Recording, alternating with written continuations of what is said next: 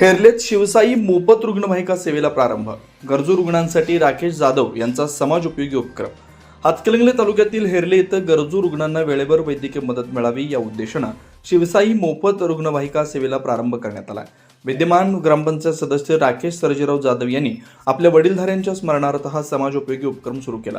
कैलासवासी पापा उर्फ सर्जेराव रामचंद्र जाधव, कैलासवासी अश्विन सर्जेराव जाधव आणि कैलासवासी देवाप्पा रामचंद्र जाधव यांच्या स्मरणार्थ सुरू करण्यात आलेल्या या रुग्णवाहिका सेवेचा उद्घाटन समारंभ हेरले येथील साई मंदिर परिसरात उत्साहात पार पडला.